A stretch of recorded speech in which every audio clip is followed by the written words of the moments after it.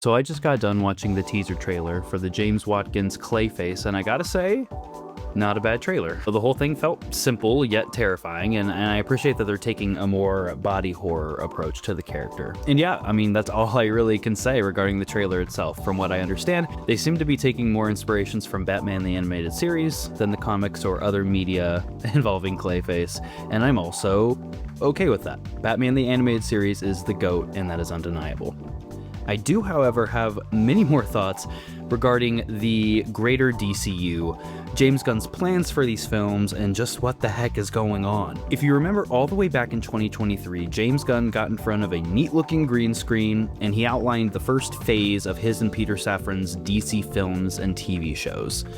Their whole goal, as you remember, was to essentially start from scratch. They wanted to rebuild the DC films and TV franchises and have them all interconnected in a way that was familiar and similar to the MCU. So keep that in mind. Their whole thing was to sort of copy the MCU's franchise and the films to interconnect in a way that didn't include recasting or those wonky over-the-shoulder shots or stupid post-credit scenes that didn't include faces. Those were lame. I hated those. So us, those, the movie-going nerds, we were prepared for a fresh slate of films that would build the pillars of their DCU through their, most iconic characters and stories and bring them to the silver screen, like the MCU, right? Remember when the MCU did that? They had a universe to build the MCU, so they chose pillars that made the most sense to flesh out those worlds. They chose famous and recognizable brands to get people's attentions, and then used those characters and their stories to flesh out the world. This is world building 101. Stay with me. So back to James Gunn's live stream announcements. We are expecting films like Superman, Batman, Wonder Woman, Green Lantern, The Flash, heck, maybe even a Green Arrow or, a Martian Manhunter movie. These are the pillars. These are the characters that people are familiar with. So imagine my confusion when the first title that James Gunn announces back in 2023 is Creature Commandos is an animated series. Creature Commandos. Who the f*** are these guys? Okay, maybe they are integral to this universe. Okay, it's not a movie, it's a TV show. Okay, and it's on a streaming platform, and it's animated. The MCU had Iron Man, and we are starting the DCU off with Creature Commandos. Okay, well, what's next? This is a story of Amanda Waller, played by Viola Davis.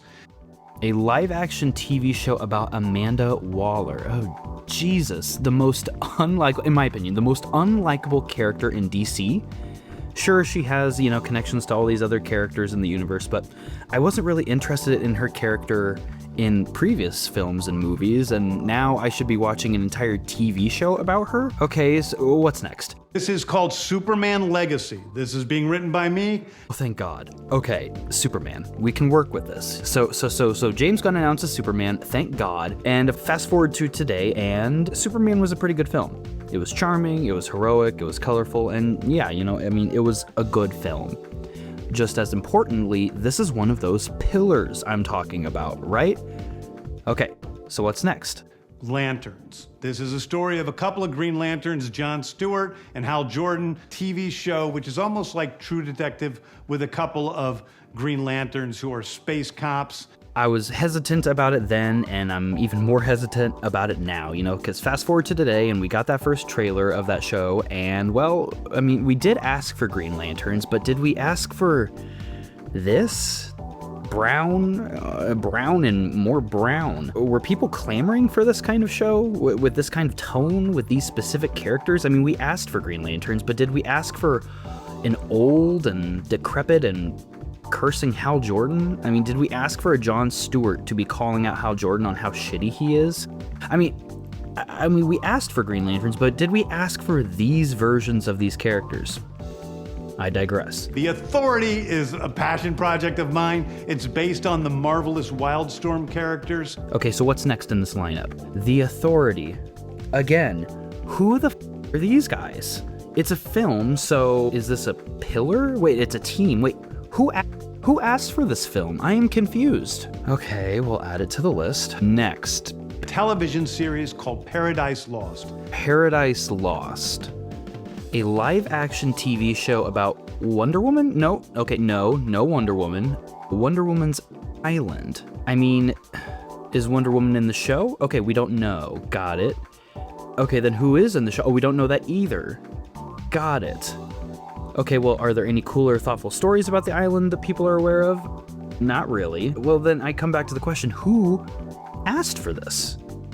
Okay, adding it to the list, adding it to the lineup. What is next? Is The Brave and the Bold. The Brave and the Bold is the story of Batman and his actual son, Damian Wayne. Oh, thank God. Okay, finally.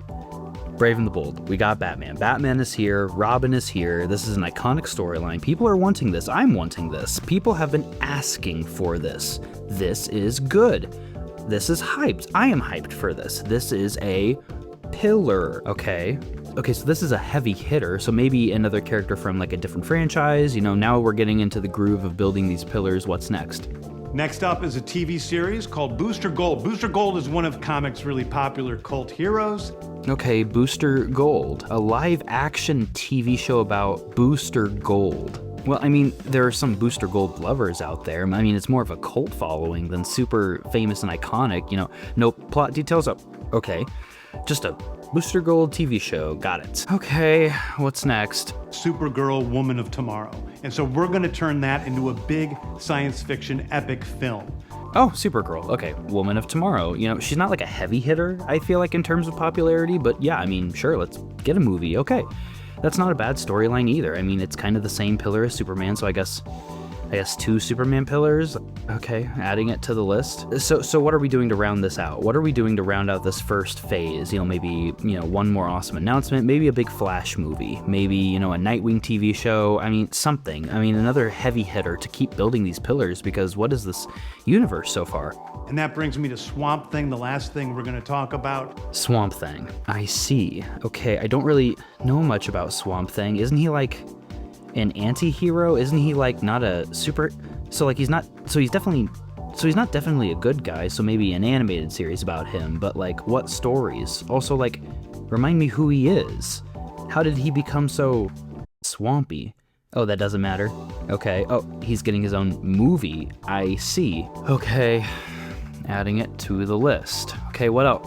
Oh, that's it. That is it? That is the first phase of the DCU. This looks weird.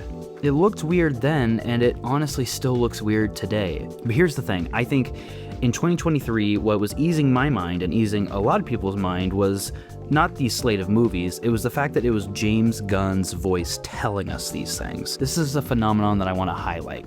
James Gunn has unequivocally earned a good chunk of moviegoers' trust. All thanks to one specific movie, you know it well, Guardians of the Galaxy. Do you remember when that movie got announced? I think I was like 13, and boy was I scratching my head. I was so confused by the announcement and the movie title that I had a hard time, connecting that this was actually an MCU movie. I skipped it in theaters. There was no name recognition. I didn't know any of these people, like from the comics or from cartoons or anything like that. I didn't know any of these people. It was weird looking. It had weird lights, weird actors and characters, and the whole thing just felt wholly unfamiliar. Now, of course, I did end up seeing the movie later on DVD, and of course, just like everyone else, I loved it. In fact, it was just as good as some of the other MCU films. It was good, but it wasn't just good. You see, it was a movie with an unfamiliar franchise and an unfamiliar setting, plot, and characters. And James Gunn made such a good movie that none of these things mattered. He had done what most corporate boardrooms thought was impossible, and that's making a successful movie with a relatively unfamiliar and unknown IP.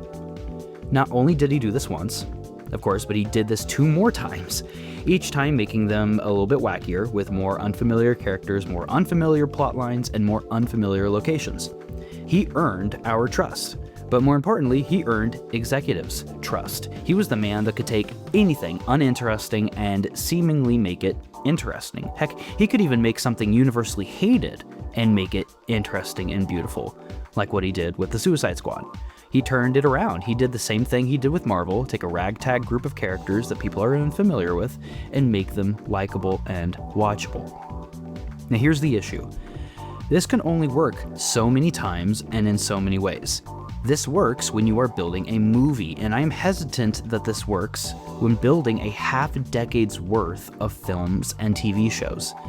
This slate of movies and TV shows is unapologetically James Gunn. It has a cast of characters and plots that are completely unconnected and more or less unknown. I can work with this premise when deciding on if I should go see a movie, but I'm unsure if I can work with this premise to buy in a decades-long commitment of media.